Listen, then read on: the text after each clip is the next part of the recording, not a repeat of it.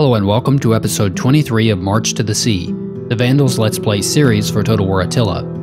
Last time, Indulf drove Attila and his horde, the Wild Ones, through the forests of Byzantia, where they were intercepted and nearly destroyed by the Saxons, although Attila himself was not among the dead, having slipped away in the confusion of the battle. Meanwhile, a little further east, Gripus and Swinthila confronted the last holdouts of the Western Roman separatists at Casurgis, capturing the city and eliminating their faction. Dromiete once again assumed command of his navy, the Black Waters, where he immediately set to work capturing Antioch, while the Atropatene were away pillaging the Visigothic-held island of Constantia. Vithericus pressed the Atropatene even harder, capturing their city Edessa after a pitched battle when their defending army and garrison sallied forth from the walls in a futile attempt to break his siege of the city. After Gismus and the Brothers of Stone eradicated the Arabian separatists at Alexandria to capture the fourth patriarchal seat, the Vandal offensive was halted in its tracks by counterattacks at Edessa by the Kartli and the Sassanids that ultimately destroyed the Thunder and Lightning and claimed the life of their general Saphrax at a river-crossing battle at Emesa. With Vithericus under tremendous pressure at Edessa and persecution of Zoroastrians underway at Ankara, all-out religious war threatens the Middle East, and Genseric contemplates his approval of the Arian Church's oppression of the new subjects of the Vandal Empire.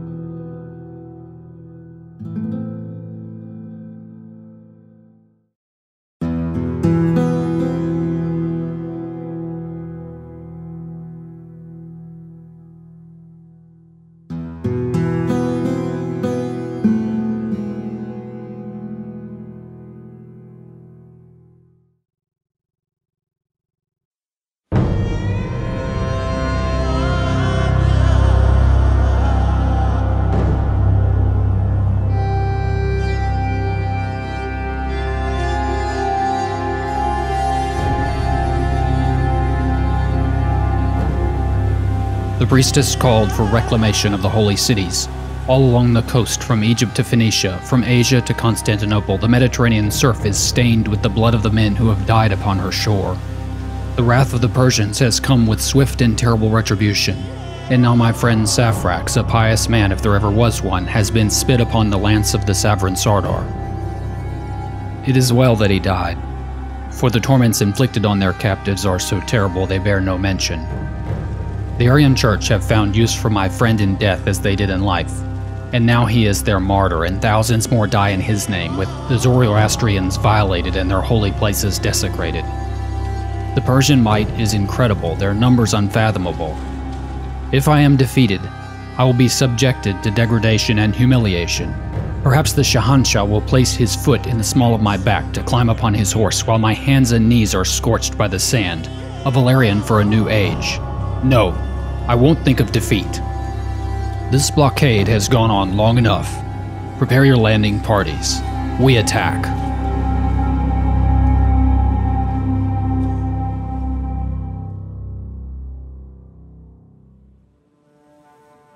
We open episode 23 with a huge confrontation brewing in the north along the mountain ranges of Casurgis.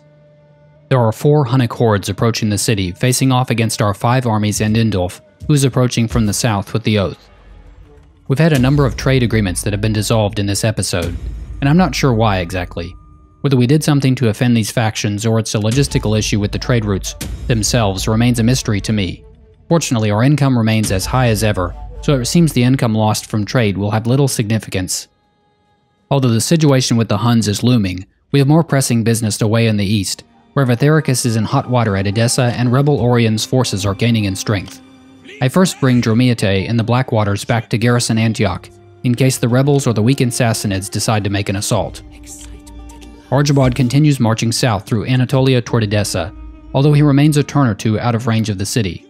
Although Genseric once again can do little to directly affect the situation at Edessa, he can put even more pressure on the Sassanids by ordering an all-out assault on Trebizond, so he orders the blockade of ships to land, and what follows turns out to be one of the bloodiest engagements of the campaign. The enemy fleet opposing Genseric's landing force is almost negligible, but their commander is a shrewd and experienced admiral named Narsi who will oversee the defenses, and what he lacks in regulars under his command he will more than make up for in the city's enormous garrison. Trebizond is set up like several coastal cities with a crescentic projection of land at the western edge of the city jutting out into the bay and encircling the harbor. There are places to land on either side, so Genseric splits the Marines to set up a two-pronged assault, and also divides his 2 artillery ships. I took little notice of the garrison fleet at the loading screen, but now that I see them arrayed in front of my fleet which has been divided, they look more potent than I anticipated. Narsi brings his flagship right at my artillery ship in an effort to silence the deadly vessel, while my other artillery ship begins flinging its flaming rounds at the tower in the distance. My archers take some fairly impressive losses from the enemy archer and slinger ships that are clearly superior to my own, incapacitating more than half the crew of all of my archer ships in a matter of seconds. The Marines on the northern side of the bay try to close the distance to the enemy ranged vessels to relieve my archers from the torrent of arrows and stones. My archers focus on Narsi and his castle Dromenarian, but they seem to be like gnats to his great warship, buzzing around and annoying its crew but failing to do anything effective or even remotely threatening. Meanwhile, the boarding party of Narsi and his bodyguard of elite Marines are just massacring the crew of my artillery ship. Fortunately, the enemy melee ships have otherwise decided to land and disembark instead of engaging my own melee ships, and I'm grateful for this, as my Marines should be able to win their engagements against the enemy archers and slingers. With one of my artillery ships captured and her crew destroyed, Narsi hurries back onto his own ship, but isn't able to pull away from the wreckage of the artillery ship before Genseric brings his own capital ship, the Methuselah, in, latching on to the enemy castle Dromenarian with grappling hooks. A unit of heavy marauders move in to support Genseric, while my other Marines move in to finish off the last of the enemy missile ships. My surviving artillery ship has reduced the first guard tower to wreckage, but unfortunately they aren't in range of any of the other towers, so I have to pull the ship back to the north side of the city, which will take some time. Meanwhile, the heavy marauders in the inlet to the west begin their marine assault, docking and unloading their warriors to face the regiments of Sassanid spearmen at the docks. The fighting between Genseric and Narsi is a fairly close battle initially, with the enemy commander holding his own and inflicting some serious casualties on the crews of my ships. But eventually he's overcome and surrenders, hoisting the white flag of defeat. Even so, the town is not going to surrender so easily, as my Marines face stiff resistance at both the northern and western docks. The Sassanid spearmen just aren't strong enough to stand up to the heavy marauders, who eventually break all three units on the western side of the city. Nevertheless, they suffer more than a few casualties in the process. My Marines at the northern docks, by contrast, are faring poorly, embattled as they are against several units of enemy Marines, spears, and a unit of Blackmid scouts. I try to have my archers make up for some of the casualties they suffered by ordering them to unleash their arrows into the cluster of enemies at the docks, and this proves somewhat effective, although it's not sufficient to save the marauders who landed there. Add to that, the archer ship's morale are so low, they intermittently waver or break while they fire from the water. My marauders have finally reached the enemy at the entrance to the city from the western dock, and as the two forces square off, Genseric commits himself to land, and will attempt a rear assault with his own retinue while the archers are providing covering fire. The enemy archers harass Genseric and his men, but the one thing I still have going for me at this point is that the enemy defenses are mostly spearmen, who are at a significant disadvantage against the sword and shield-equipped Marines. Genseric's retinue smashes into a wavering unit of pagan band, and my archers start unleashing their arrows into the cluster of enemies fighting my heavy marauders. The battle's getting closer and closer as both enemy and friendly numbers continually decline, but the odds are on my side as the marauders give worse than they get. And eventually Genseric breaks through the pagan band defending the enemy rear. And it's not long before a mass rout ensues as the enemy are caught between Genseric and his marauder infantry, while they are peppered with arrows from the side. The last resistance of the city is constituted by 3 regiments of Kurdish archers, a fairly good ranged infantry unit that has caused me problems more than once in the campaign. It takes Genseric and his men a little while to close in on the skirmishing archers, and with their units at full strength and less fragile than the typical ranged unit, the battle still remains quite a bit closer than you would think at this point. And even Genseric's retinue is so depleted he's forced back to his ship. As the 2 last units of marauders close in on the final unit of Kurdish archers, they're so battered and fatigued both regiments are wavering, and I'm not sure if they'll be able to pull off the victory.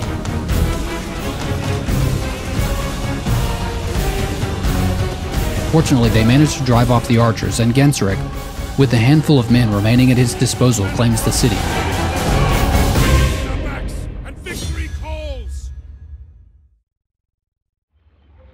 It should come as no surprise that this is a Pyrrhic victory, as we lost over 1,500 of our 1,800 deployed troops, while the enemy lost over 2,000 of theirs. Narsi and his ship are sunk, and Genseric, not having the strength to hold the city, puts it to the torch, extending the ring of devastation around the Black Sea. I merged several of Genseric's ships to form a navy that is a mere shadow of what the Larchen Praus used to be, bolstering the numbers from the available mercenary pool, recruiting a few assault and artillery ships. I need to reinstate the Thunder and Lightning. who were fairly successful in their crusade east until they were martyred by the Sassanid war machine at Edessa. Among the available candidates is a man who calls himself Saphrax. Hoping against hope that he's the pious general himself, having somehow cheated death, I recruit him. But I'm dismayed to find he does not have Saphrax's misshapen foot or his trademark alpha and omega fibulae about his cloak. In fact, his only notable attributes seem paradoxically to be his lack thereof, in that he's both boring and stupid. Nevertheless, he does seem to be wealthy, and forms the core of his new army with a couple of mercenary regiments. As I said previously, I won't spend a lot of time detailing the building upgrades, but in general I find myself building a lot of taverns in this episode. The tavern has the largest public order bonus, and the largest wealth per turn, of the Chieftain's Hall type buildings, and also helps counteract the immigration penalties that plague new holdings. Finally, and probably most importantly, it lets me get the noble Suebi swordsmen that are such excellent infantry, even if they take a couple of turns to recruit. At Antioch, I make this building a priority, since it will let this new Saphrax the Pretender get some good Vandal troops into his army without waiting the 10 turns for the settlement building to convert. Aside from the upgrade at Antioch and Alexandria, I spend the rest of my wealth for the turn in Africa making some upgrades to the infrastructure of what has been one of my most lucrative provinces, running neck and neck with Mauritania for most of the campaign. I'm unable to do much harm or dissect the Hunnic forces approaching Casurgis, so I take what agent actions I can and then consolidate my own forces, bringing Indulf up to take command of the legions defending the city. Before I end the turn, I remember Sindarit in the Middle East, who's been so effective in ridding me of enemy agents, and he proves his worth again this turn, harassing the rebels at Antioch. After this, I reluctantly declare an end to the turn to see what my enemies have in store for me. Fortunately, the Sassanids have evidently decided they've had enough of the Vandal resistance at Edessa, and they pull both of their armies back across the border with Amida, while the Kartli give up their siege, suddenly timid without the backing of their Sassanid allies. Attila resorts to his former tactics of sending his armies in all directions to burn and pillage, and he heads south with his own horde, while the rest of his forces disperse. The Eastern Roman Empire proved they're still a power to be reckoned with, amassing a huge number of forces at Aelia and laying siege to the Sassanids in Arabia. Undeterred by the forces at Antioch, the Oriens rebels attack, and I'm pleased that I was able to bring Dromiate's fleet in to assist the city in the defense, as this makes the battle an easy auto-resolve in our favor. With the new Saphrax the Pretender winning his very first battle with the deck stacked in his favor.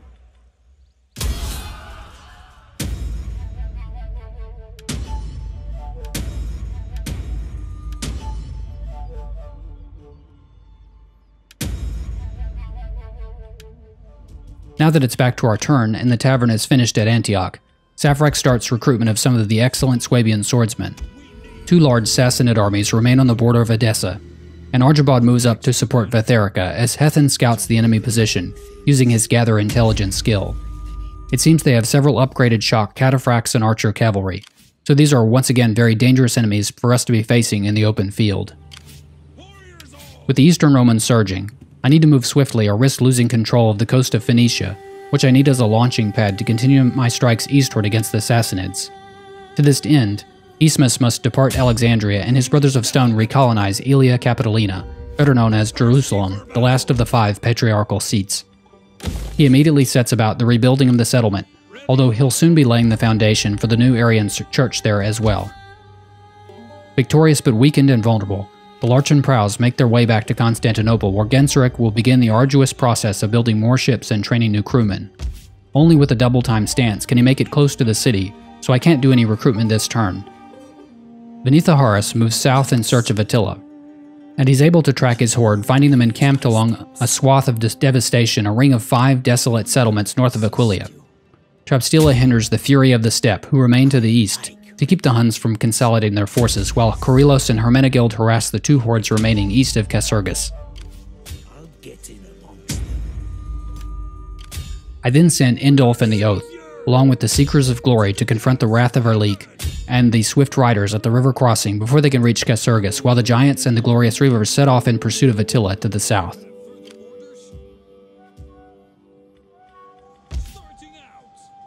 Is there nothing else?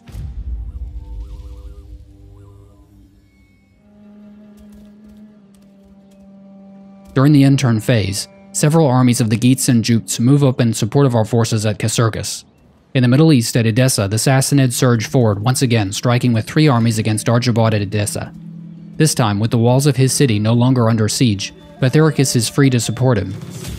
And he does this, bringing in the madness and the city garrison in an attempt to turn back the tide of Sassanids and cause them a serious setback.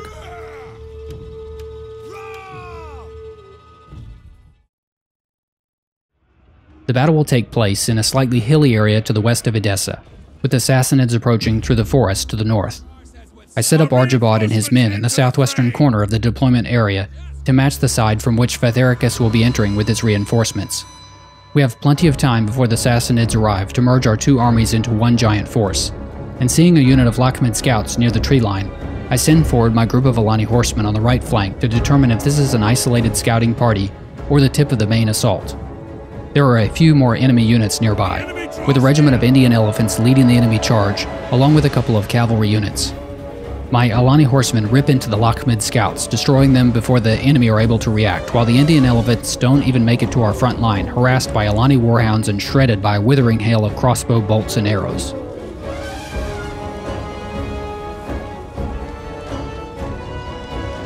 Unfortunately for the Alani horsemen, however, they take continual arrow fire from the Sassanid crossbow cavalry, and this only intensifies as they're pinned down by a regiment of cataphracts. More Saphrax crossbow horsemen emerge from the trees, and I try to pull back what remain of the Alani horsemen. We're also having visibility issues in the middle of the battlefield, as I see 2 units of infantry appear seemingly out of thin air, perhaps hiding behind the carcasses of the fallen elephants now littering the space between the 2 armies and sniffed out by the Alani warhounds. More and more horsemen continue to emerge from the trees on the right, and I start shifting my battle line as 3 of the original 5 Alani horseman regiments make it back behind my line, all of them in poor shape. Their Alani spear-wielding brethren are also quite weakened, and 1 unit is overwhelmed by the oncoming mass of Sassanid cavalry. Fortunately, I've got a tremendous number of spearmen to help counter the enemy melee cavalry and cataphracts, although we're sure to suffer enormous losses on the charge, and continually under the hail of Saphrax crossbow fire. The small Sassanid infantry detachment on the right has been unable to sustain their advance against my own crossbows, and they turn back and flee, the left side of my line beginning to wrap around the spearhead of the enemy cavalry strike. I'm able to catch most of the cataphracts wheeling around the right end of my line, but 1 unit of cataphracts slips through, plowing into the flank of one of my valuable units of Swabian swords, although the heavily armored men don't go down easily. I countercharge the cataphracts, who are now pinned down with the remnants of 2 units of Alani horsemen. With the severe thrust of the enemy cavalry met head-on and mostly repelled, the bulk of the enemy infantry are now appearing in the rear, including a few archers, slingers, and spear units. Once their cavalry are dealt with, most of these units should fall to our superior infantry. The left side of my line has almost closed in to flank the enemy, and my Germanic horsemen, weakened though they are, have managed to almost circle around completely to the enemy's rear. As our front line of spears clash on the right, the enemy general joins the fighting alongside his warriors, but his appearance there only accelerates the defeat of his army as he's pulled from his horse and killed by a Germanic spearmaster. As my spearmen and Alani horsemen finish off the last of the enemy cavalry hitting our right flank, the crossbow duel continues, quarrels arcing across the battlefield. The Saphrax horsemen seem to realize the impending risk of their being caught, and begin pulling back as the Germanic horsemen break through the last 2 units of cavalry and my spearmasters and Swabian swordsmen break the enemy front line. We have only a few missile units to contend with now, although the mounted crossbows will be very frustrating to catch, and indeed they do effect a fighting retreat, skirmishing into the forest and periodically pausing to fire volleys at my pursuit. The infantry are too slow to escape my cavalry, but the Saphrax crossbows are only caught when they overestimate their time to fire back at us.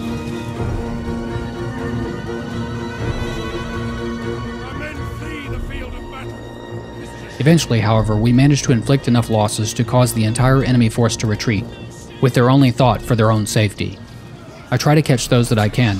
Unfortunately, many of the enemy are too fast, and my cavalry too few to completely annihilate them.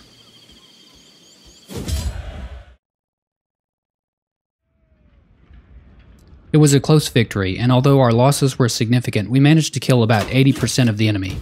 2 armies reduced to a single unit, and the other severely weakened, all 3 withdrawing across the border to Amida. Evidently, the Sassanids overestimated their strength, since they had 2 other armies available, including 1 small force that immediately lays siege to Edessa, and yet another large one that circles around the city to strike at Argebaud in his weakened state. The balance bar is not in our favor, and although we could perhaps win this battle, I don't want to risk the loss of another skilled general, so Argebaud pulls back. Fortunately, he has enough movement to not only reach the river crossing, but to move well beyond it. Almost to Antioch, so the enemy, discouraged, instead add their strength to the ongoing siege at Edessa. The Huns press forward, wiping out 2 armies of Geats in their path east of the mountains at Lutferdum. Still more hordes of Huns emerge east of Aquileia, advancing to cover Attila as he falls back from the threat of our armies closing in.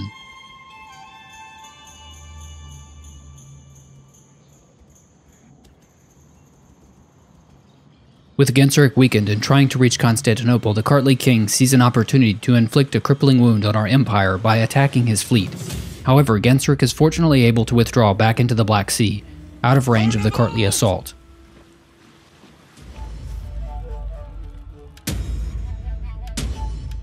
As it returns to our turn, we find that Indulf's wife and Godegisel's adopted daughter Ingunthis has died of a natural causes at the age of 58. This will also remove Indulf from our family tree and put him back with the other outside nobles, since he only joined the family through marriage. We also receive a mission to construct a building from the religious line in exchange for a boost to Arian Christian conversion rates. We'll almost certainly be able to accomplish this, and should help immensely with our new territories in the Middle East. With the Solitude now replenished, partially from their retreat to friendly territory at Antioch, Argebaud once again advances on the Sassanids at Edessa, encountering the Lightbringers who are outside the western walls of the city. The tables are turned now, and the balance bar is well in my favor. I could try to fight this battle to minimize losses, although the enemy force composition once again suggests to me that it could be difficult to corral their horse archers to eliminate them completely, so I risk an auto-resolve. We get a decent result with losses as expected, but plenty of enemy captives and complete annihilation of the enemy army, so I think it's worth it. The Solitude are still replenishing, but my cavalry are severely depleted, so I merge the Alani horsemen and add some mercenary cavalry, including Persian mounted bowmen and some Persian mounted warriors.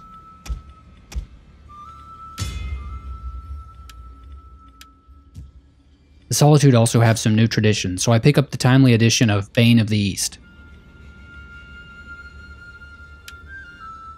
Ethan moves east to scout the area around Nisibis and Arbela, but finds the way essentially clear of Sassanid forces.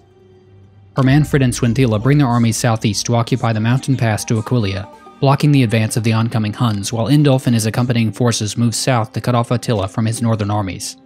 Getting on our way. Get moving.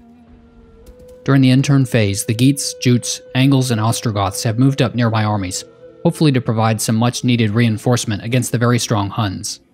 A few smaller Sassanid armies are seen emerging from the fog of war around Ctesiphon, but they make no move to enter our territory, and the small force outside Edessa prudently withdraws to Nisibis. 2 Hunnic hordes move forward to confront Swinthila in the south, and followed quickly thereafter by Attila and his new army, who strike with the combined full strength of 3 hordes against my defenders. This looks like a losing proposition with the balance bar firmly against me, and I pull both armies back further west in the mountain pass. The hordes in the north are seen moving back eastward, perhaps trying to circle around Indulf to reach their king. We succeeded in the religious request mission, giving us a couple of turns of a +10 faction-wide bonus to Arian Christianity, which is fortunate since I have public order problems and an ongoing religious war with the Zoroastrians. Speaking of which, Macedonia is on the very brink of a revolt, and I begin a conversion of the Hall of Elders to a mead hall to address the situation in the long term. In the short term, I'm able to bring Genseric and the now replenished if still suboptimal Larchan prows into port at Thessalonica to bring the public order change back to 0, so we sit right on the precipice of rebellion at -99. I'm trying to avoid a revolt here, in part because I don't have the land armies to spare to deal with a rebel land army, being that all 12 of my generals are wrapped up dealing with the Huns in the west and the Sassanids in the east. We also have an active rebellion that's growing in strength at Edessa, and while I leave their army alone for the time being, I also begin the conversion of the settlement structure to the barbarian version and the eastern library building to yet another tavern.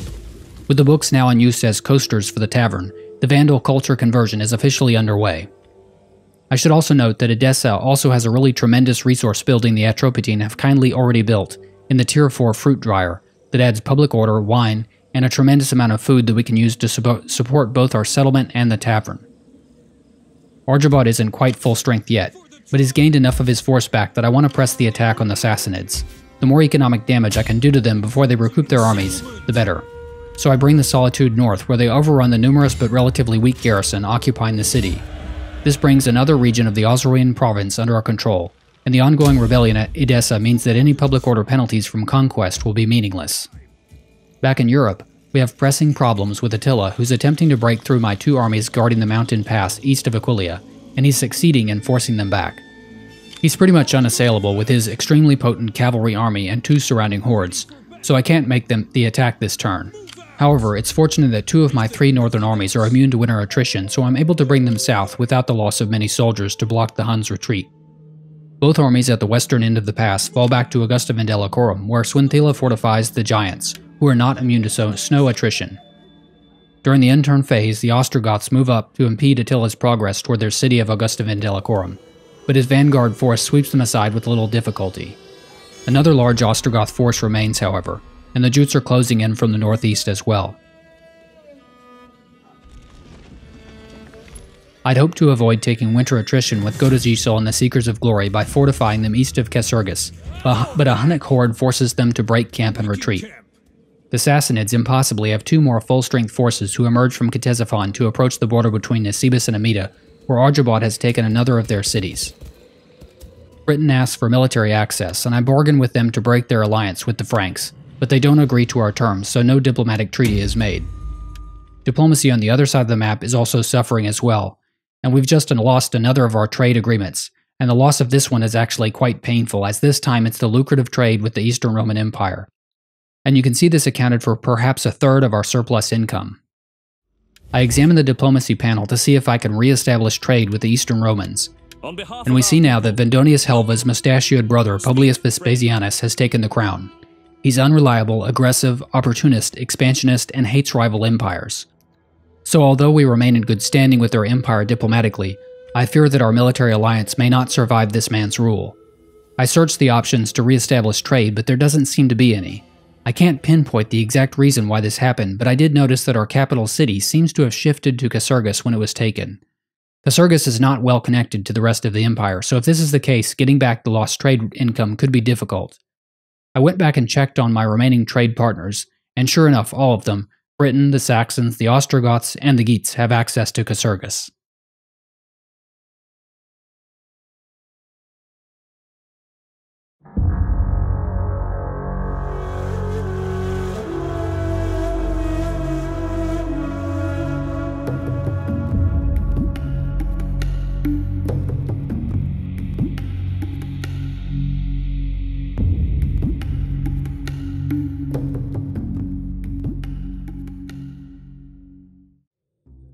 Ascaric, I've been taking a look at these ledgers and I don't see the trade accounts. Now, I'm generally very good with money, but I've been supervising the conversion of one of the city buildings to a tavern, and haven't had much time lately. Something isn't adding up here.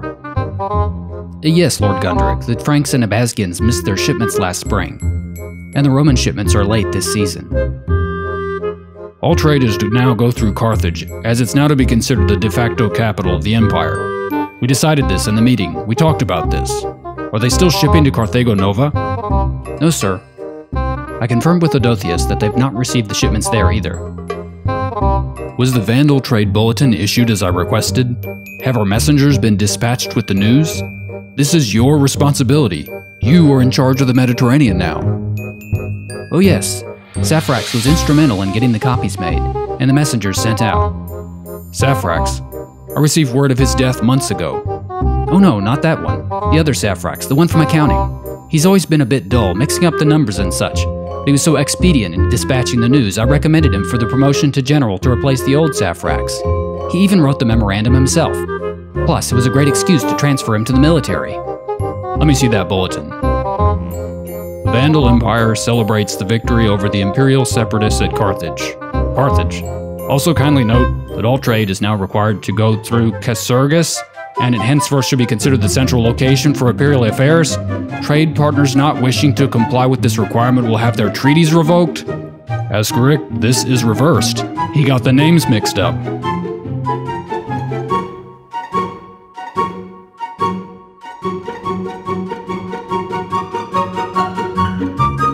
What will we tell Genseric? Maybe we won't tell him. He doesn't need to know. He's got a lot on his mind. What are you going to do? Get back to work on the tavern. I need a drink.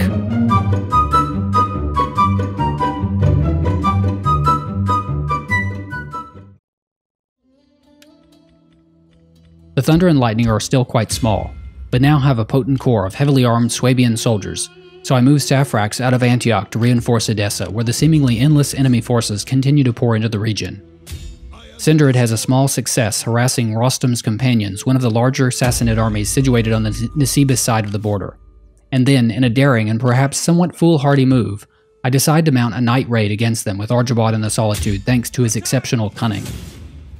The balance bar is against us, but I'll try to gain the upper hand against their cavalry-heavy force to hopefully turn back the Sassanid advance. As we've seen in the past, the Sassanids seem to retreat if you hit them hard enough. I set up on the right-hand side of the deployment zone, and no reinforcements will be coming for either side during this battle since it occurs at night. I make a deliberate move to bring my entire army further to the right to see if I can approach the enemy from a flank, although their cavalry will give them some maneuverability to counter this tactic. My horse archers I keep on the left to harass any enemy as they approach our main assault and perhaps draw them away from their comrades.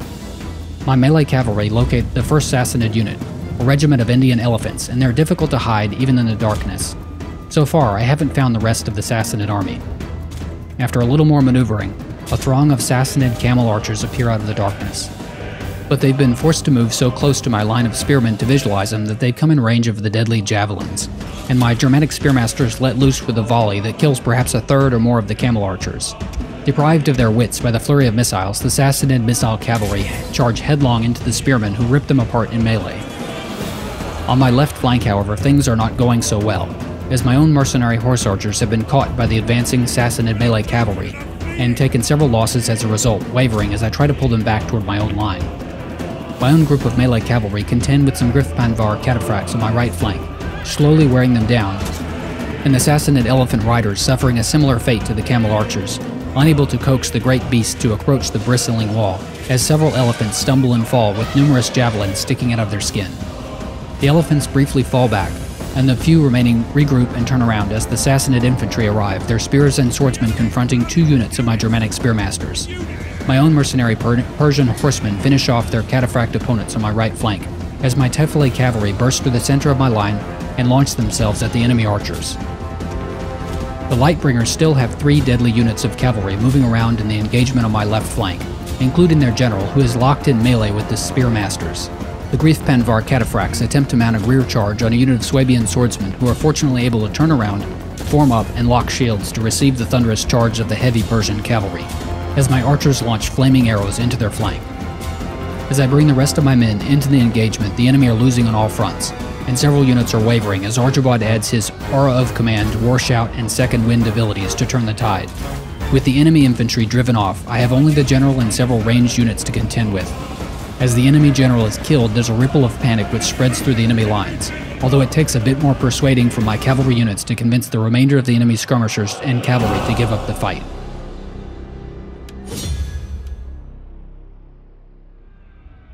Like most of my battles lately, we've taken heavy losses. But again, I've destroyed or crippled a very dangerous enemy army that could threaten my frontier settlements, and also helped separate their adjacent armies and make them more vulnerable. Although weakened, the Solitude were able to continue their night of terror, rampaging into the camp of the adjacent smaller Sassanid force, driving them clear around to the western side of Edessa. This has left them open to the Thunder and Lightning, who dispatched them handily in an auto-resolve battle. I finally move Argebaud back to the safety of reinforcement range of both the other armies of Edessa. Back in Europe, the Huns are still moving through the bitter cold of the eastern mountain passes of the Alps. Vinitharis and Krylos hinder the might of Koyash, who are bringing up the rear, while Attila drives off the weakened servants of the Khan, right into the waiting Jute armies to the north, who assist him in annihilating the Hunnic horde. The Seekers of Glory have suffered some fairly severe winter attrition out in the cold after they are forced from their fortified stance, so I move them back toward my unintended imperial capital of Casurgis. Indulf presses the might of Koyash for a battle, but they retreat to join Attila's horde, the consorts of Amazonia. I don't feel that we're ready to engage both hordes just yet, so I sit back for one more end turn. The Jutes, probably my most helpful ally so far, move east and wipe out the Hunnic horde to the east of Casurgis. The Sassanids, as predicted, retreat to Nisibis to lick their wounds. Attila then brings his 2 armies north to engage Swinthila, seeking a way out of the trap. I'm not willing to let him away, however, and the balance bar is supposedly in our favor, even though I'm leery of the Huns' archer cavalry, of which they have over 20 units.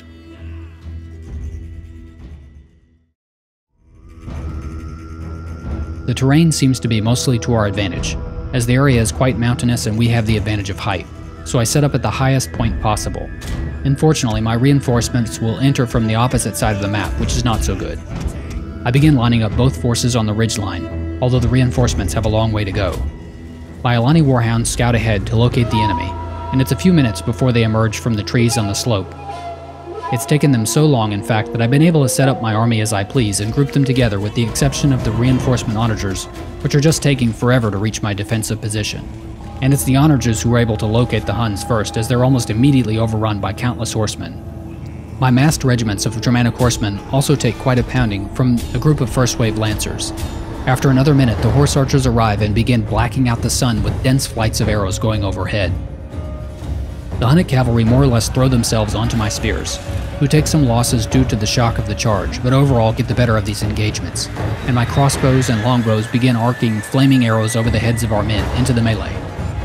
A second wave of Hunnic shock cavalry smash into our front line, again trampling numerous Germanic spearmen, but the remainder hold their ground and press the line together to resist the relentless attack. The other steppe chieftain assisting Attila in the battle also is forced back from this engagement, and with all of the shattered units of Hunnic shock cavalry and melee cavalry, it's actually starting to look like we could win this engagement. Even with the battle having apparently turned so far in our favor, it's hard to overestimate the killing power of the Hunnic devil archers, or just how many of them remain. Every time I strike out at a unit, they frustratingly move away, and our only real advantage in this fight is the superior range of my few units of longbowmen, although their overall damage output pales in comparison to the 20-odd horse archers we're facing. Even with the death of Ashbars, the Hunnic chieftain, the Huns are undeterred, and I'm forced to mostly sit and trade arrows with them, which by far is the losing proposition for me.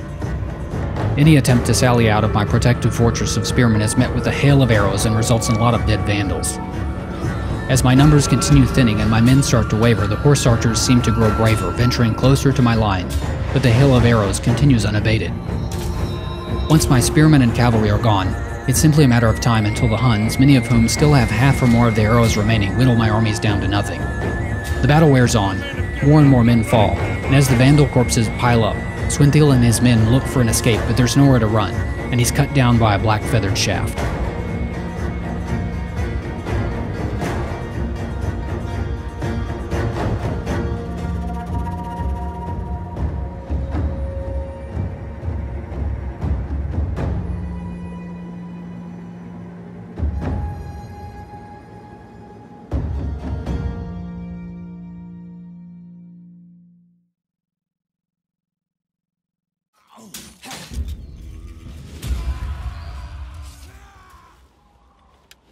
Retreat! Attila and the consorts of Amazonia then pursue the remnants of the giants and destroy them. However, Swinthila's loss may not have been in vain, as both Hunnic armies were severely depleted by the battle, and will find no respite in the cold of the mountains. Across the map, misfortune continues as the Kartli sack the undefended settlement of Amida, and the Afrigids lay siege to Ankara.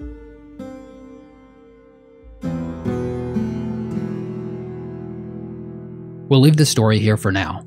Vithericus and Argebaud have managed to fight back against wave after wave of Sassanid invasions at Edessa, protecting our holdings in the Middle East, while the Thunder and Lightning have re-emerged under the command of a new man, Saphrax the Pretender, who has claimed the mantle of leadership but not the famous Alpha and Omega Fibulae clasps of the original Saphrax the Pious.